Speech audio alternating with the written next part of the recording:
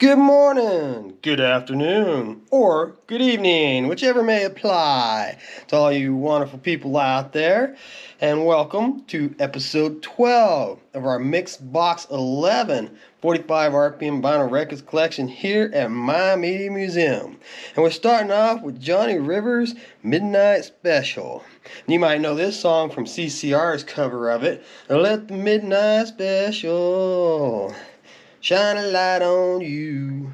But many artists have done it over the years. If you look this up on Wikipedia, they've got a really informational page about this song. Some of the lyrics were originally published back in 1905. It's considered a traditional song. Nobody truly knows who wrote it. But it's 1923 before the actual full song is first found in print. So very interesting history on this song. For Johnny Rivers, he hit number 20 in February of 1965 with this tune. And the B-side here on this one is a song called Cupid, which I know nothing about. But yeah, it's pretty interesting. Like I said, I always knew this as CCR. And sometimes you don't know songs or cover songs until many years later. Here's the information tag that I got along with the disc. If you've been watching this series, then you know all about those tags. And next up, we've got the Four Tops on Casablanca. Yeah, always makes me think of Kiss when I see a Casablanca, or Donna Summer maybe. They had a few artists, Angel, a couple others, but Casablanca's label just always makes me think of the rock band Kiss. But here we've got the Four Tops with When She Was My Girl. Apparently hit number 11 in September of 81, according to the notes from the guy that I got all these from. And the B-side of this one is a song called Something to Remember. And I don't remember either one of those songs, to be completely honest with you. 1981, that's kind of late for the Four Tops, but they were really popular, I thought, back in the 60s, right? But hey, apparently they were still in it to win it in the 80s. So, next up, we've got the Honeycombs doing Have I the Right? And that doesn't ring any bells for me at all. We're going to get into a lot of obscure ones here, especially in the next few episodes of songs that I don't know at all. I'm not even really familiar with the Honeycombs. Here's another one of those examples of where it looks bad, it looks worn, but the label is in perfect undamaged condition. It's that glue, the glue that they used bleeding through that label, making it look bad. Apparently this one hit number 5 in October of 64. And the B-side was a song called I Can't Stop Now. And it's got the little even worse appearance on that glue. And as you can see, if I get the light right, the label has absolutely zero damage to it. It's just all that glue bleeding through. So here's a cool Motown sleeve for us this morning. Afternoon or good evening. This is a rare instance where I'm actually filming in the morning before work. I had a terrible sinus infection all last week, and I just got a little behind on the channel. So I'm actually handing them out here on the videos, which is kind of good because it lets me point out that we hit 500 subscribers this weekend. Thank you very much. I appreciate every single one of you that have taken the time to show enough appreciation to subscribe to the channel. Or interest, whatever may be the case.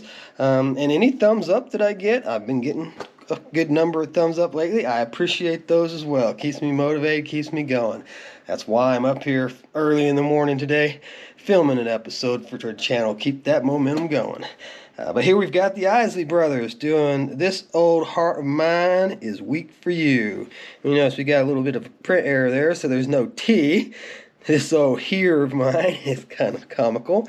But this is a yesteryear, so this is a reissue one. And but that's not really a... you can see there's a little bit of the T there, so that's actually just a manufacturing problem on that label there. Apparently hit number 12 in March of 66. And the B-side is a song called Take Some Time Out for Love. And there is a little bit of label damage there, obscuring that E there on that side.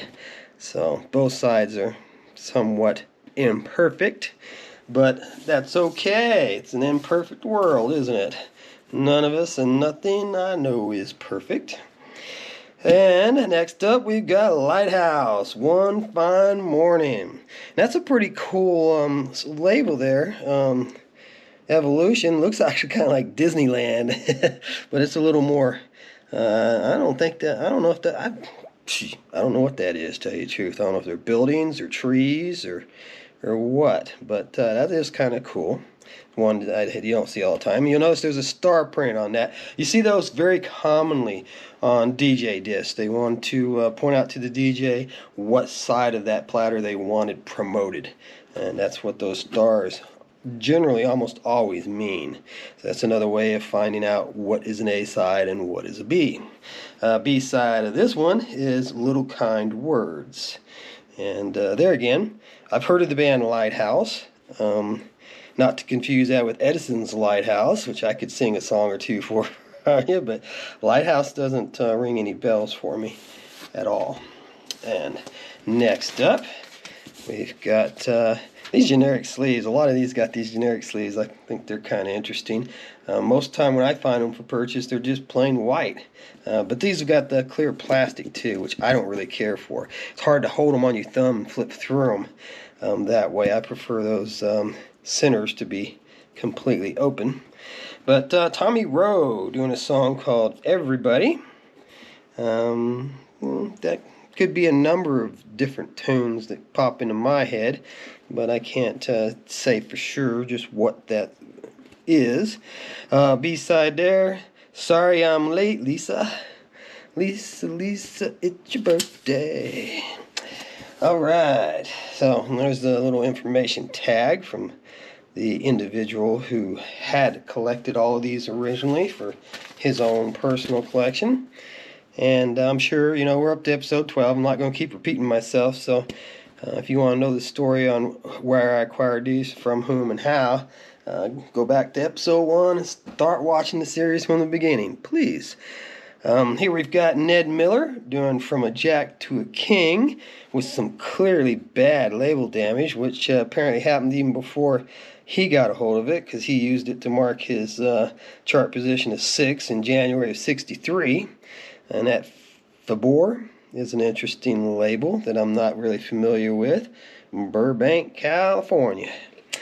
That was probably masking tape, I'd be willing to bet. Somebody put a price tag on there, and when he peeled it off, it got pretty damaged. But at least this company's one. It was nice labeling the B-side as a B-side.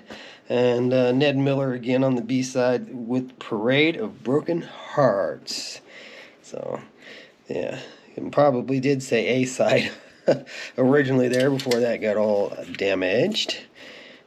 But From a Jack to a King, he also helped me figure out what the A-side and B-sides were on some of these with these post-it notes, because, clearly he was noting the A-side. Now, I'd mentioned earlier in this series that we were going to hit a whole bunch of collectibles. And these were, produced mainly for the jukebox market. Collector Series 45s. Of course, you didn't have to have a jukebox or use a jukebox to buy from Collectibles. But that was what the company was really catering to, was that home jukebox market. And a lot of them are going to have different artists on the different sides.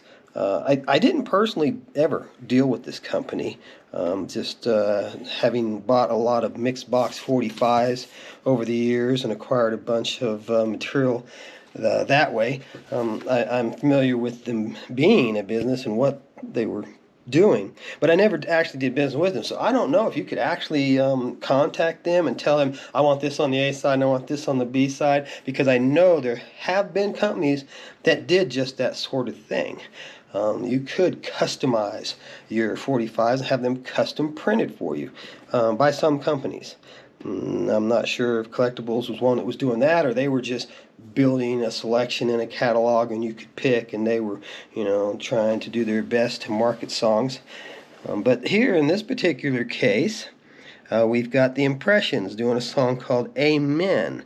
And this is another example where you cannot trust these dates at all on these collectibles or these. That's when they put it out. So 1973 was when they produced this 45. This song goes back to 1964, as you can see. Hit number 7 in December of 64. But you can see they're even, back-to-back hit series in for our catalog. So, and here we go. The B-side is, or the opposite side, it does say B. They were pretty good on most of their catalog numbers as marking them as A's or B's. And in this particular case, the B-side is the Impression still. But People Get Ready. That makes you think of that Jeff Beck song that he did with my old friend Rod Stewart. But that hit number 14, apparently, in March of 1965. Thunderstruck. And next up, we've got Jessie Bevin. I have no idea who Jessie Bevin is. Never heard that name before in my life. But Good Night, My Love. I'm betting this one's going back to the 50s. Sounds like it, especially with it running at 2 minutes and 10 seconds. In the 50s, you couldn't get a song on the radio that played over 3 minutes long. They just simply wouldn't do it. And that's why a lot of those early 50s hits, Buddy Holly, even the early Beatles, they were kept under 3 minutes so they could get that radio airplay. If you went over 3 minutes, you weren't getting it played on the radio. And most people generally tend to credit the Beatles with having broken that rule. And they finally started getting songs over 3 minutes long on the radio, and then you end up with, Bye Bye American Pie, which is running 7-8 minutes, and what it was, Let It Be, that got on the radio, that ran for 7-8 minutes long, which then you're reaching the maximum, actually a little bit beyond the maximum of capacity of a 45 format. So, and we've covered that in the past too, and there's lots of information online. Wikipedia has a wonderful page of different vinyl formats and what their maximum capacities were, if you want to reference that. So, we're running out of time here, so let's do a quick B-side, which it's interesting. The B-side apparently hit number 5 in December 1960 or 68. A little bit hard to read the writing there. And Rosie and the Originals with Angel Baby. So there's our first example of a collectible with 2 different artists on 2 different sides. Lots more of these collectibles to show you. So I hope you come back for episode 13. Until then, have a wonderful life.